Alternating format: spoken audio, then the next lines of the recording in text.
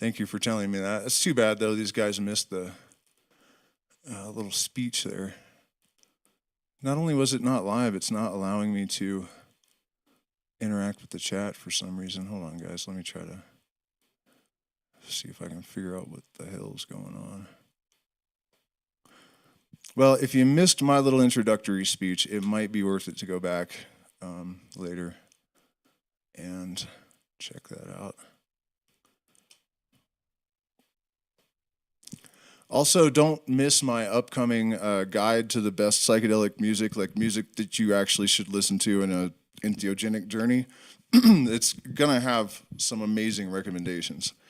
In fact, the number one, it's going to be in order of, like, you know, amazeballs-ness. And the number one album, I really believe, is the greatest musical accomplishment in human history.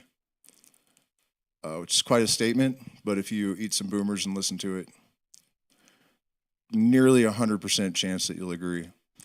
All right, so the 12th book of Hermes Trismegistus, his crater or monas. The workman made this universal world not with his hands, but his word. Now, we all know what that means, right? The word is a vibration. It's an oscillating wave. That wave gave rise to the light, you know?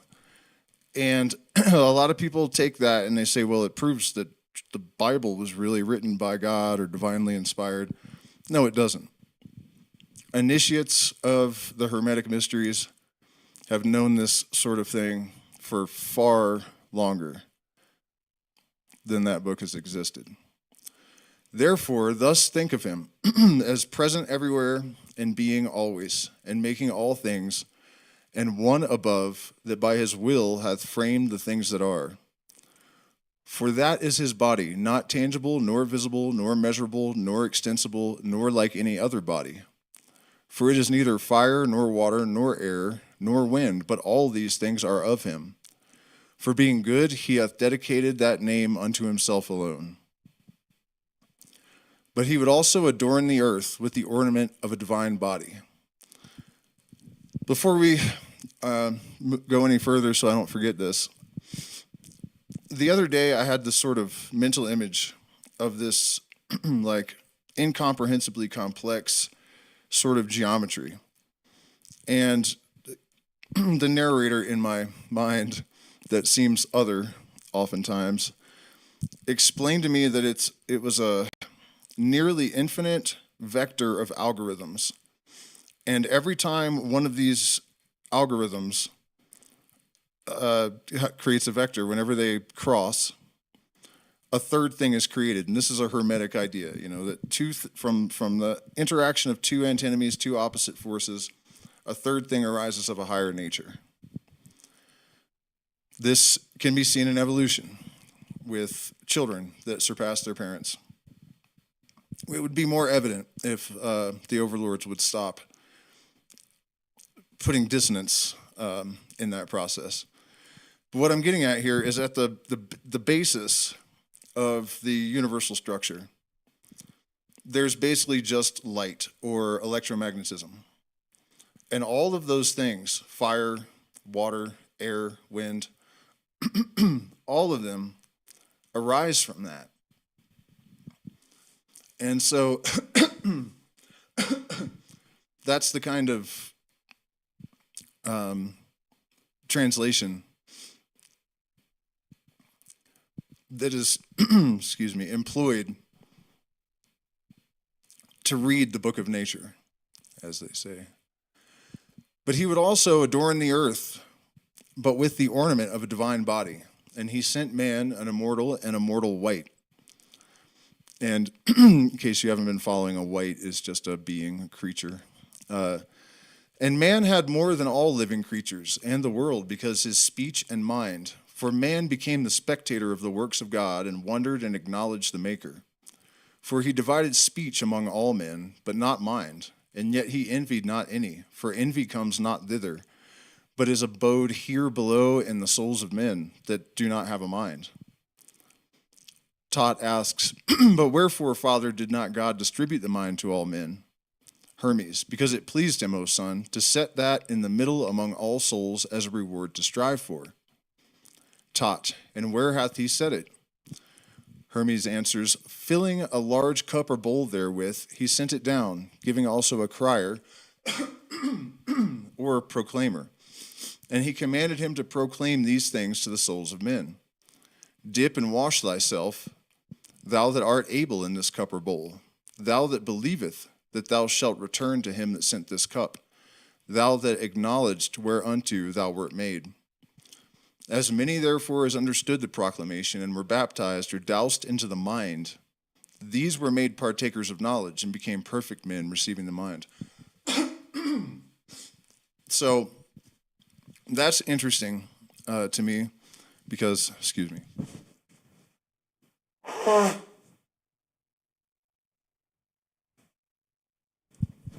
I'm ready for the rainy season to be over. I'll tell you that, man. It's just raining all the time. It's so cold. The idea of NPCs.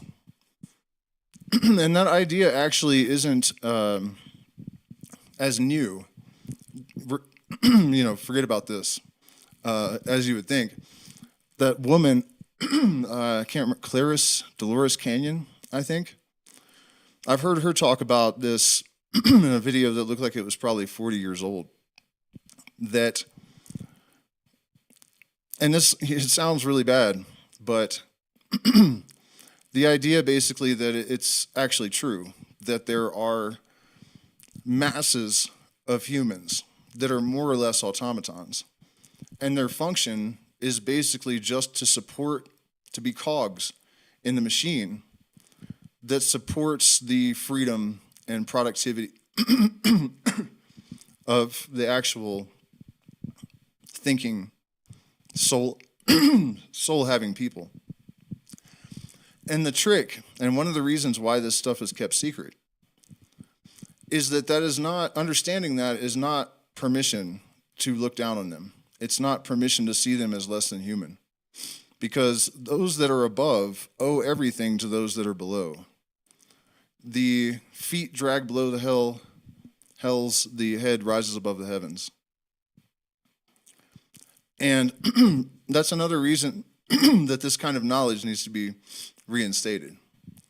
Because that sort of egoic, self-serving, oh my gosh, sorry guys. God damn, man.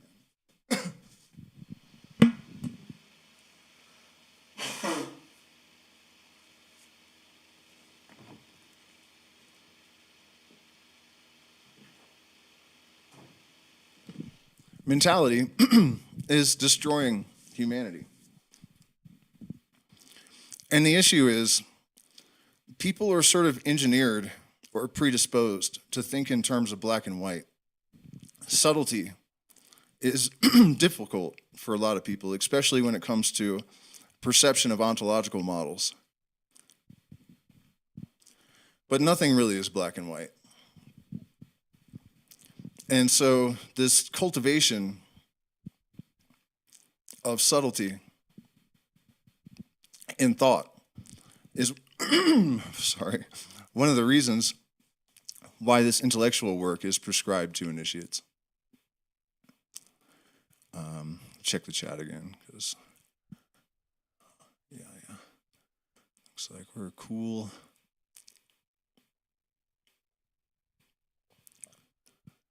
I feel like there was something else. We'll keep going. But as many as missed of the proclamation, they received speech, but not mind, being ignorant whereunto they were made or by whom. But their senses are just like brute beasts, and having their temper and anger and wrath, they do not admire the things worthy of looking on. But wholly addicted to the pleasures and desires of the body, they believe that man was made for them. But as many as partake of the gift of God, these, O Tot, in comparison of their works, are rather immortal than mortal men. Comprehending all things in their mind, which are upon earth, which are in heaven, and if there be anything above heaven, and lifting up themselves so high they see the good, and seeing it they account it a miserable calamity to make their abode here. And despising all things bodily and unbodily, they make haste to the one and only. Thus, O Thoth, is the knowledge of the mind, the beholding of divine things, and the understanding of God, the cup itself being divine. Thoth, and I, O Father, would be baptized and drenched therein. Hermes, except thou first hate thy body, O son, thou canst not love thyself, but loving thyself thou shalt have the mind, and having the mind thou shalt also partake the knowledge or science. Thoth asks, how meanest thou, O Father? Hermes responds, because it is impossible, O son, to be conversant about things mortal and divine. For the things that are, being two bodies and things incorporeal, wherein is the mortal and the divine, the election or choice of either is left to him that will choose, for no man can choose both. And of whichsoever the choice is made, the other being diminished or overcome, magnifieth the act or operation of the other. This is one of those points that I am at odds with Hermes. I don't think that we have to deny the senses, and I don't think we have to choose between a commitment to mortal knowledge or divine knowledge. There is a balance. And in the later systems of the Hermetic fraternities, the fundamental commitment is to knowledge of self balanced with knowledge of the universe. Because if you truly understand your proclivities, talents, predispositions, and you align yourself fundamentally with that, because your being is subject to the rule of the laws of the universe, the natural inclination is for it to come into homeostasis, first with itself and then with the external environment. And so if you're successful at this, you will be caught up in the evolutionary or developmental trajectory of the universe at large. And this empowers you, but also sets you on a course where your will is congruent with the collective well-being.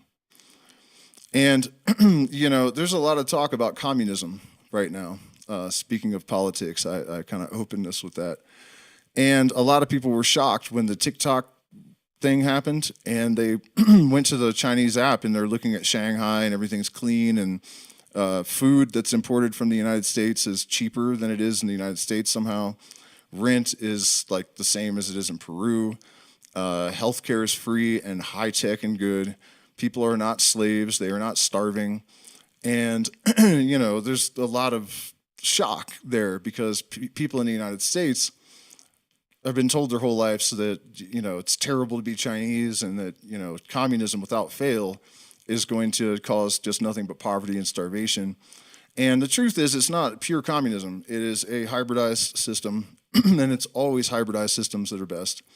But what I'm getting at here is that just like the mortal and divine thing that I was mentioning, how you have to have a balance. The imbalance in the United States is self-serving capitalism, right? It's not mediated with a concern for the collective well-being to the extent that it should be. The problem in most communist regimes is that they're not really communist. All of these schism games are usually employed in such a way by always actually, as far as I can tell, by the overlords to serve themselves under the guise of serving the people. This is how the propaganda is engineered in the United States and everywhere else. So what I'm getting at here, once again, it's about balancing the pentagram,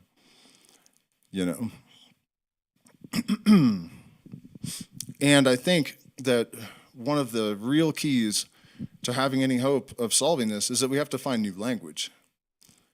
Because as soon as we talk about having more of a connection to the collective, the heavily indoctrinated person is, commie,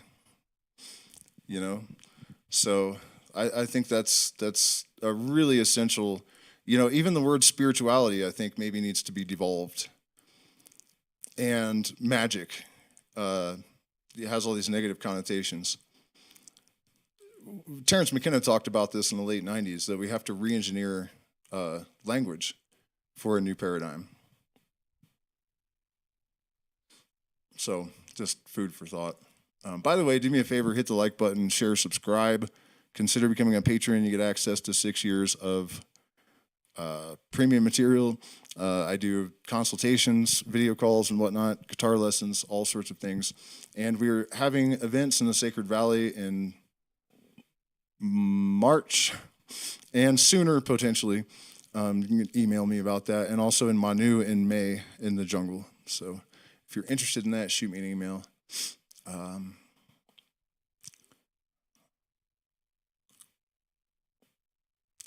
Well, that's interesting, because it kind of sounds like if I had waited, he was going to kind of agree with me that whichsoever the choice is made, the other being diminished or overcome magnifieth the act or operation of the other. And that is an essential thing to understand, that the separation of reason and logic and science from our spiritual life has actually diminished the potency of both. Science, without an understanding of the unification of nature and the reality of a universal mind that has oversight and evolution, which is something that they're proving despite themselves right now, you know, and consciousness arising from the subatomic level and not from neurons. And spirituality without reason and logic, this is why we have so many flaky, muddle-headed mystics with wind whistling between their ears, you know. The choice of the better, therefore, is not only best for him that choose it by deifying man, but it also showeth piety and religion towards God.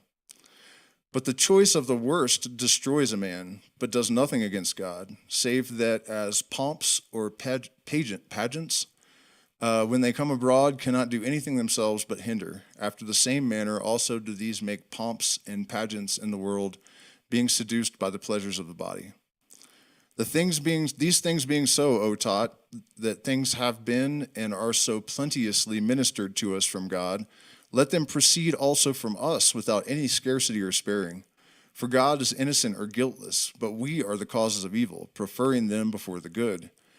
Thou seest, O son, how many bodies we must go beyond, and how many choirs of demons, and what continuity and courses of stars, that we may make haste to the one and only God.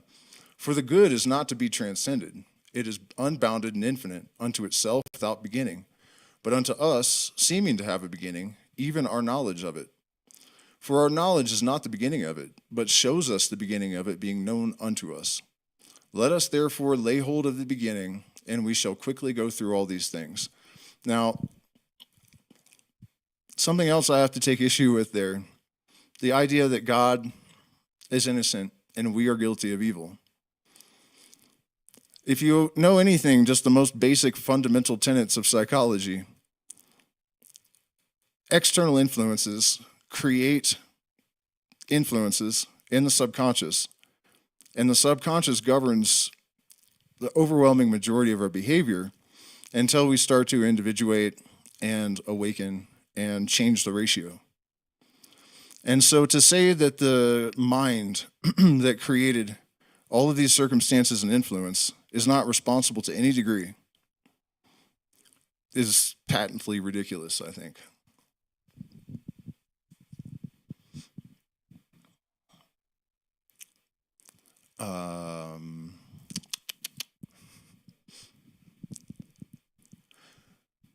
Let us therefore lay hold of the beginning, and we shall quickly go through all these things. It is indeed a difficult thing to leave those things that are accustomable and present and turn us to those things that are ancient and according to the original.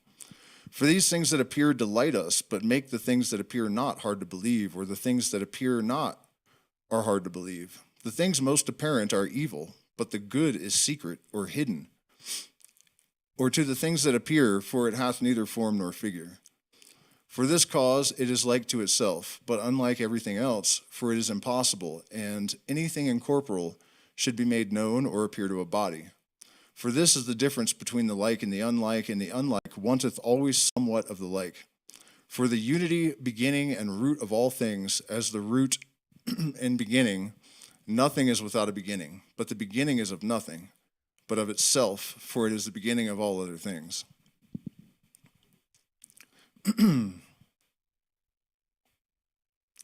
Therefore it is, seeing it is not from another beginning. Unity, therefore, being the beginning, containeth every number, but itself is contained of none, and begetteth every number, itself being begotten of no other number. So there's a concept that will help to frame all of this, and the idea is that at the very core of creation, the seed of everything is absolute nothingness. And it contains every number, right? Divide something by zero. What happens? And this infinite perfection cannot have a form. It cannot have any sort of designation, because that creates a disruption of its perfection, right? So this unity, paradoxically, is nothingness. This is the only possible unity.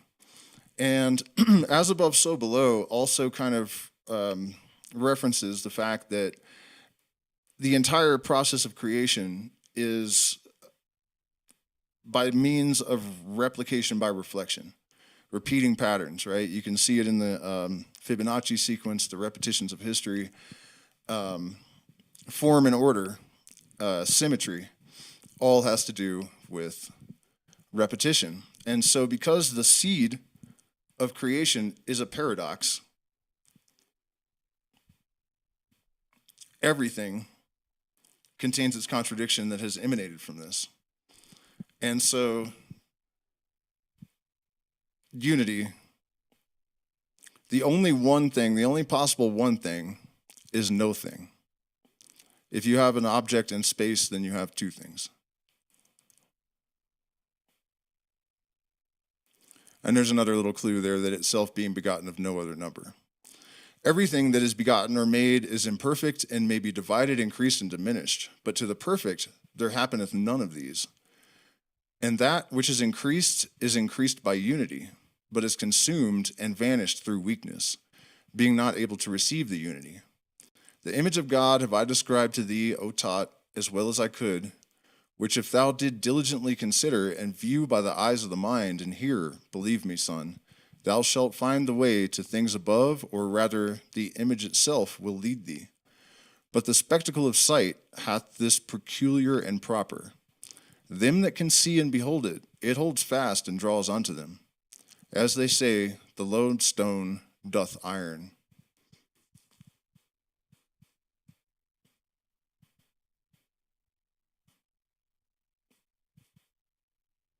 That last bit, I think, is a reference to the law of attraction. That once you have oriented yourself and you have clarified your intent, your purpose, your sense of self, then you will attract only to you things that are of that nature and nothing else. A lot of people, including myself in the past, make the mistake of trying to amplify their will and to use magic and manifestation before you have really prepared the soil. In which case, the things that you attract will be tainted. They will be as you willed, but they will be carrying dissonance and will be as an interference pattern in your life, coming under the appearance of dreams fulfilled. This is also expressed as Satan may come as an angel of light. Well, it looks like it only took us a half hour to get through 12, so maybe we will continue through book 13. Let me check in with the chat again. It is the Corpus Hermeticum, which is mostly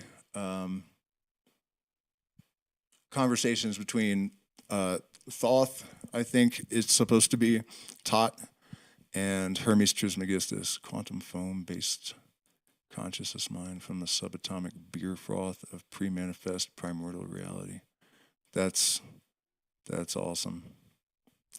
Okay, so yeah, let's continue, I suppose. The 13th book of Hermes Trismegistus of sense and understanding. Yesterday, Asclepius, I delivered a perfect discourse, but now I think it necessary and sweet of that to dispute also of sense. I don't like the sound of this. For sense and understanding seem to differ, because the one is material and the other essential. But unto me they appear to be both one or united, and not divided in men, I mean. For in other creatures sense is united into nature, but in men to understanding. But the mind differs from understanding as much as a god from divinity. For divinity is is that even Greek? Yeah, it's Greek. I don't know what that says. Divinity is Greek something from under God, and understanding from the mind, being the sister of the word or speech, and they the instruments one of the other. For neither is the word pronounced without understanding, neither is understanding manifested without the word. Therefore, sense and understanding do both flow together into a man, as if they are enfolded one within the other. For neither is it possible without sense to understand, nor can we have sense without understanding. And yet is it possible for the time being that the understanding may understand without sense, as they that fancy visions in their dreams. Of course, what he's referencing here in archaic terms is, I think, transcendental consciousness. Samadhi, or some similar state. But it seems unto me that both the operations are in the visions of dreams, and that the sense is stirred up out of sleep into awakening. For man is divided into a body and a soul, when both parts of the sense accord one with the another. Then is the understanding childed, or brought forth by the mind pronounced. For the mind brings forth all intellections or understanding, good ones when it receiveth good seed from God, and the contrary when it receives them from devils. For there is no part of the world void of the devil, which entering in privately sowed the seed of his own proper operation. And the mind did make pregnant, or did bring forth that which was sown, adulteries, murders, striking of parents, sacrileges, impieties, stranglings, throwing down headlong, and all other things which are the work of evil demons. And the seeds of God are few, but great and fair and good, virtue and temperance and piety. And the piety is the knowledge of God, whom whosoever knoweth be full of all good things, hath divine understanding, not like the many. And therefore they that have that knowledge neither please the multitude, nor the multitude them. But they seem to be mad, and to move laughter, hatred, and despise, and many times also murdered. For we have already said that wickedness must dwell here, being in her own region. For her region is the earth, not the world, as some will sometimes say, blaspheming. But the godly or God-worshipping man, laying hold on knowledge, will despise or tread under all these things, for they be evil to other men, yet to him all things that are good. By the way, he just accused me of blasphemy for arguing with him a minute ago, because what he meant by the earth, evil is of the earth and not of the world, that we would use the word universe. So again, he's suggesting that it is solely on account of men that evil exists. And I find that ridiculous. Everything is the product of the confluence of forces to some extent. Once someone becomes aware and makes a choice, then they are culpable. But the godly or God-worshipping man, laying hold on knowledge, will despise or tread under all these things. For though they be evil to other men, yet to him all things are good. And upon mature consideration he refers all things to knowledge, and that which is most to be wondered at, he alone makes evil things good. One reference there is to alchemy, basically, that all of these confluences of forces that I mentioned a minute ago are basically there for the potential that they can be transmuted. So things of darkness and, you could think coal becoming diamonds, or death becoming life, even though evil exists, every single thing that happens ultimately is undergoing a process of transmutation from darkness to light. But that's just during this phase of the systole and diastole, expansion and contraction, solvet coagula, if it's true that matter eventually will all break down and return to light, that's the physical process, and it's reflected in everything else because it's the one thing that's happening. But I return again to my discourse of sense. It is therefore a proper thing to man to communicate and conjoin sense and understanding. But every man, as I said before, doth not enjoy understanding, for one man is material and another essential. And he that is material with wickedness, as I said, received from the devils the seed of understanding. But they that are good, they that are with the good essentially are eared with God. For God is the workman of all things, and when he work, he useth nature. He maketh all things good like himself. But these things that are good are in the use of operation unlawful. For the motion of the world, stirring up generations, makes qualities, infesting some with evilness, and purifying some with good. And the world, Asclepius, hath a particular sense and understanding, not like to man's, nor so various or manifold, but a better and more simple. For the sense and understanding of the world is one, in that it makes all things and unmakes them again into itself. For it is the organ or instrument of the will of God. And it is so organized or framed and made for an instrument of God that receiveth all seeds into itself from God, and keeping them in itself, it maketh all things effectually, and dissolving them, reneweth all things.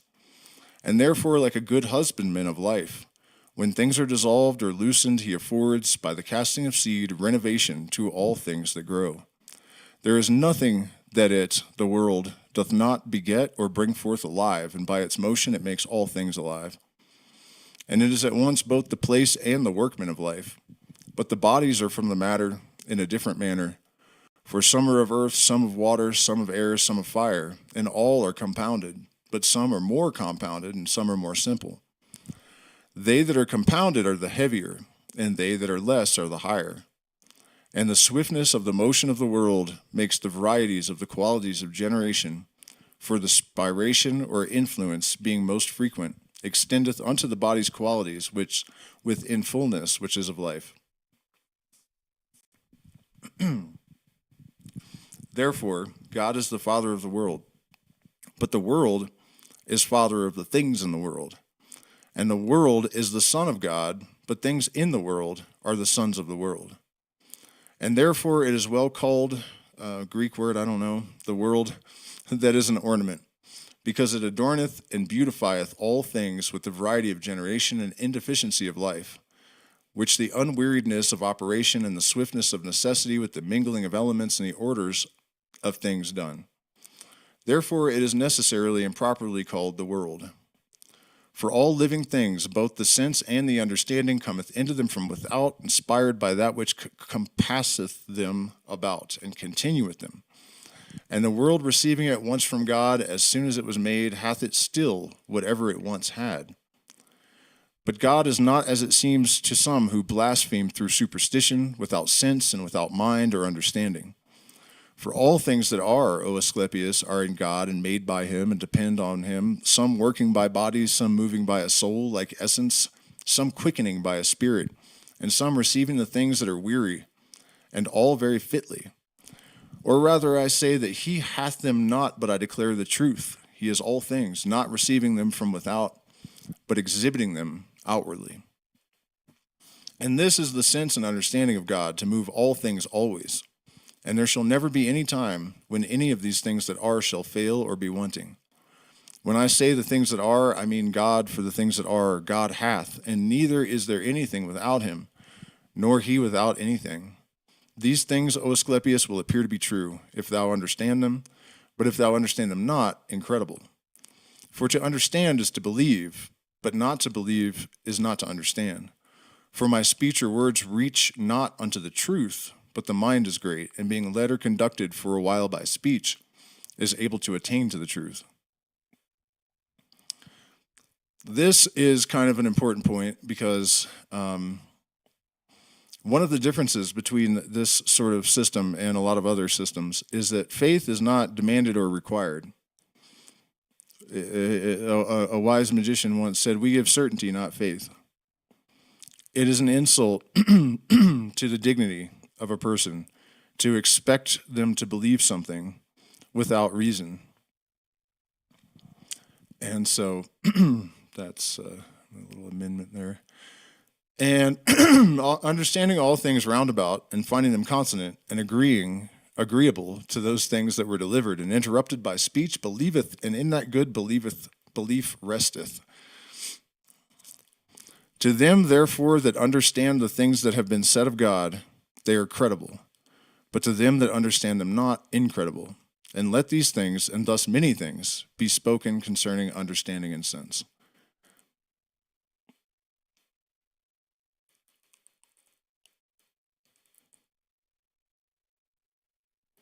Checking with the chat again. These have been shorter than I was expecting. So, our life on Earth is like a short vacation.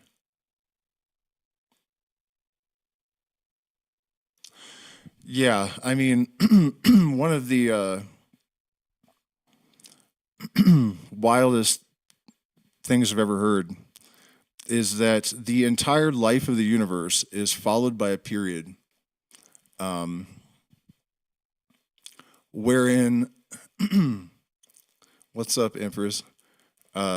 Wherein, how do you say it? The black holes will have even run out of fuel, basically. And so they kind of disperse. And so there will be black holes for something like,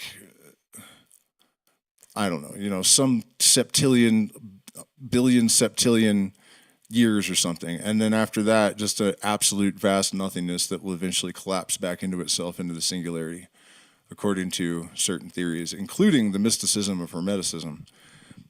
And that period, after all the stars have died, is so long relative to the life of the universe that it's kind of the equivalent of like a firework relative to the life of the universe before this period,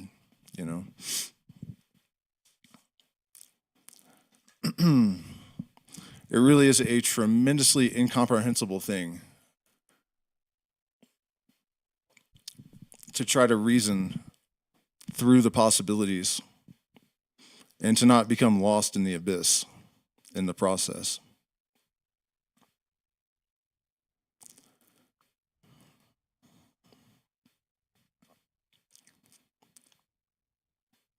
This is why we have to tether ourselves to knowledge and reason, but also to doubt and objectivity and detachment. Balancing doubt with confidence is a tremendously difficult balancing act, Fear of the unknown. What is that Huxley quote? It is fear of the labyrinthine flux and the inhospitable strangeness of the world that has driven men into the systems prepared for them by philosophers and the founders of religion. Weary with much wandering through the maze of phenomena. Don't tell me I forgot. Weary with much wandering through the maze of phenomena, frightened by the inhospitable strangeness of the world, men have rushed into these systems as if running from a well-lit or a dark and frightening jungle into a well-lit and commodious house, and people have been burned at the stake for questioning the color of the door or the shape of one of the windows. All of this confusion and division and insanity with the politics of the United States right now is fundamentally driven by fear of the unknown. This is what props up religion. This is what props up despotism. This is what props up fascism. This is what drives hatred. But when Hermes talks about aligning oneself with God, what he really means is the creative principle, the organizing principle, you could call it.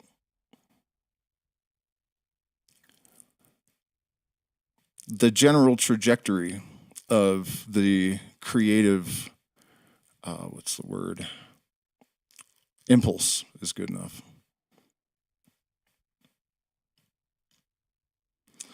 And truth is self-substantiating. Truth provides a foundation of substance. And my suspicion, since I was a small child, is that truth is not actually subjective. It's not hidden from us. It doesn't lie in any of the political doctrines or religious dogmas.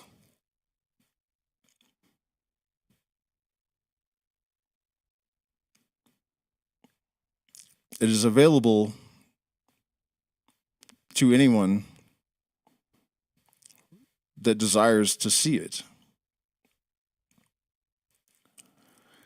Our current predicament is that there has been a tremendous amount of effort put into introducing interference patterns in the beings of people so that that process is nigh impossible.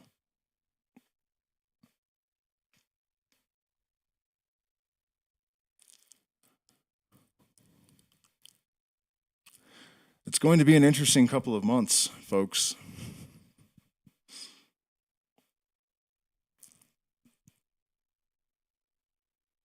Penrose's conformal cyclic cosmology is a theory which essentially states that all particles with mass decay or mutually annihilate, leaving behind only photons.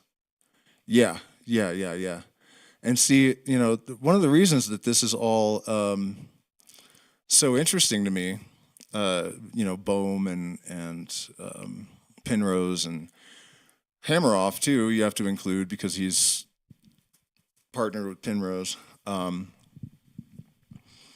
That idea of light descending into matter and sort of crystallizing through a certain process and then eventually redintegrating back whence it came, is present in numerous ancient models,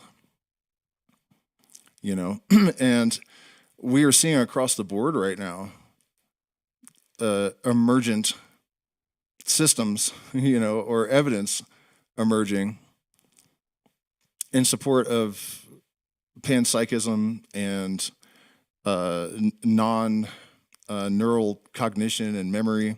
You know, we can't really say consciousness because that's a difficult thing to really, you know, measure or locate. We don't really even, holy shit, that's a big spider. Damn, dude. Ugh. God, we're in Peru, for those of you that don't know. Not in the jungle, but there are these house spiders. I don't know what they are, but they're everywhere, and they get really big, and that's a really big one. My God, man, I was walking down the driveway the other day, and there was one on me. I'm just scanning the chat again to see where we're at. Oh, yeah. So what I was saying, you know, I mean, you guys know this. I talk about it all the time, and I'm sure you're all the types of people that follow this kind of stuff, or you wouldn't be here, you know. But evidence for this sort of panpsychist reality is becoming overwhelmingly, I mean, it's incredible to me that they're even managing to divide people's attention, I guess, or I don't really know exactly what it is, but Michael Levin, for example, should be a household name. The fact that morphological stuff has been observed that disputes neo-Darwinism and even epigenetics, everyone should know that, you would think. The correlation between even the old Kabbalistic system of, you know, the light comes down and becomes matter and then is sent back as light. And now we have our greatest physicist probably has proven this is true. You know what I mean? It's overwhelming, the case for this stuff at this point. And somehow they're managing to like fragment the stuff and keep it from sort of coagulating in a holistic model. It's really wild. I guess it's the algorithm to some extent. But one of the reasons I know it's true is that I have seen numerous times over the last 6 months researchers announcing that they have done something that Michael Levin did 13 years ago. How is it that I'm not a scientist, that's not my main, I follow stuff, but, you would think that any like serious researcher would be aware of revelations that have paradigm shifting magnitude. But it doesn't look that way. Somehow, these things are being occulted from people. It's kind of hard for me to imagine that the algorithms are actually that adept.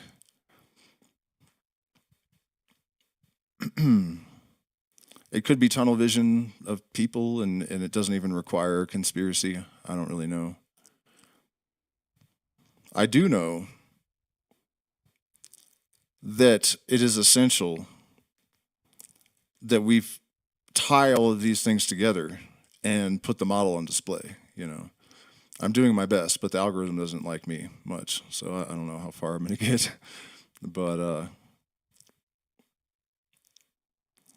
it really is a unique opportunity for us to make a metaphysical model that is completely congruent, and not only congruent, but supported by evidence.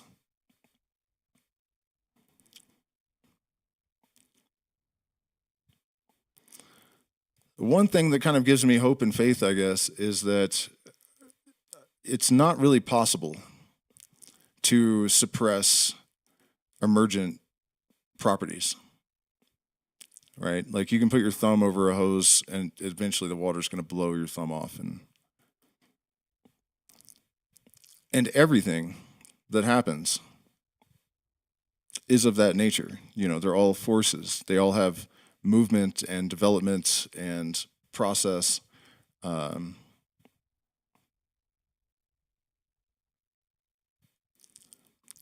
So, it's not possible, I don't think, to permanently disrupt this process. In fact, I don't think that's even supposed to happen.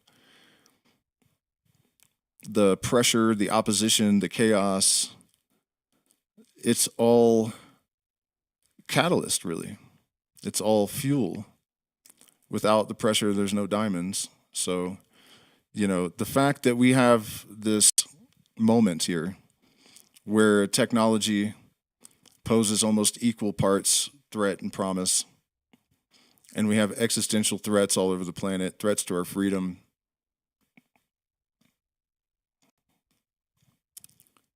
that is necessary in order to produce a third thing of a higher order. This is a stricture upon our reality imposed by the governance of natural law.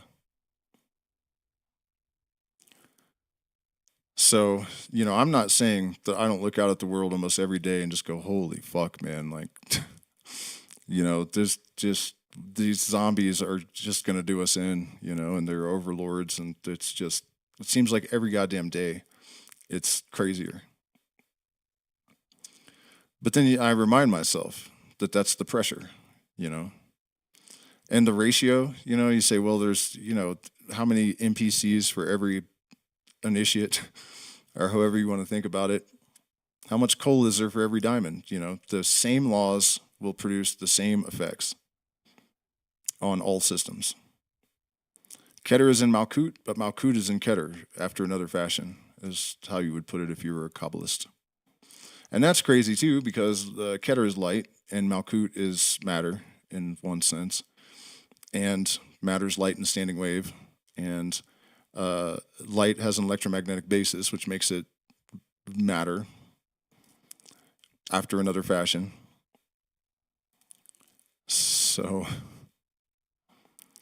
and this is what, is really so important about these systems. This way of thinking is the only thing I've seen that produces like proof of what we might call parapsychological phenomena, or, you know, that there are fruits, meaningful fruits of mysticism. That these kind of truths, that although they are in a way not directly observable, more or less provable. And actually, at this point, they are observable.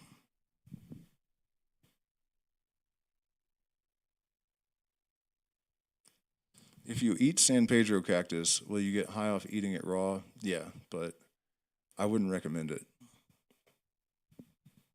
Pretty bitter, and you're going to have to eat quite a lot. Have I encountered wandering spiders? Oh, yeah. In the jungle.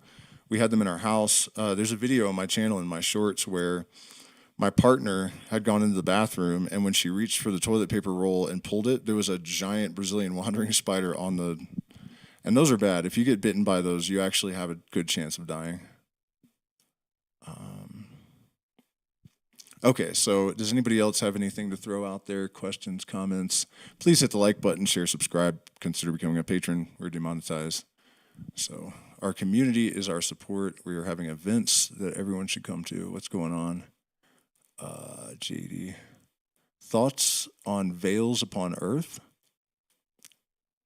I don't know exactly what you mean by that. You would have to expand a little bit. I mean, one interpretation of the idea of the veil from the occult is that it's actually like a Fourier transform. You know, that all of these things that we spoke about in superstitious terms in the past have some sort of mechanistic basis. You know, there's some way that they function. And the conversion of the ideal to the actual, you know, like the universe is holographic, and it is to some extent, and maybe fundamentally, a mind. And so the idea is that there is some sort of process for converting the imagination of the universal mind into physical manifestation. And that veil that does that is functionally or mathematically a Fourier transform.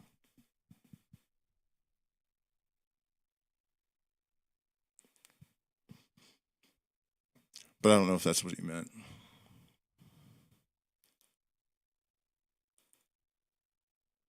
Might have missed, but I'm very interested with the link between Hermes and the dragons. Oh, well, that's not really dragons. It's a dragon. The Pymander was a dragon of light that appeared and conferred this knowledge upon Hermes and taught him. It was Hermes' teacher was a dragon called Poimander, Pymander. I noticed in this translation it's spelled differently almost every time. I don't know what's up with that. If there's a reason. Because, like, you know, the tetragrammaton in the Jewish mystical system has different arrangements to imply different aspects or facets of the deity. So I don't know if they spell Pymander, Poimander, and Pimander and all of these things differently all the time, just, you know, just because it was a translation, or if there's actually something implied by the differences. So, questions and topics for discussion, going once, going twice.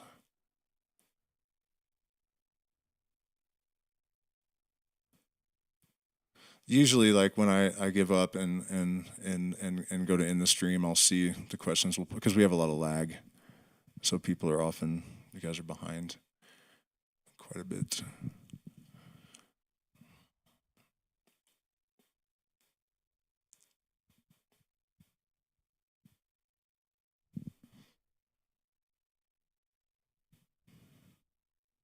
All right, guys. Well, in that case, I guess I'm going to check out, because I have a video to make, and it's going to be wonderful. I'm a little bit concerned, though, that they're going to block it, because it's going to have copyrighted music, and you never know until you post it whether you're going to get away with it or not. So I hope I'm able to get that out there. And by the way, for my patrons also, I'm going to make a bunch of playlists as a sort of companion to the video. Okay, guys, thank you so much for spending this time with me. Please hit the like button, support the channel, turn on your bell notifications, and I'll see you. I think I'm going to take a night off with my partner, eat some fungus tomorrow. By the way, you guys, if you haven't tried Psilocybe natalensis, it's perfect.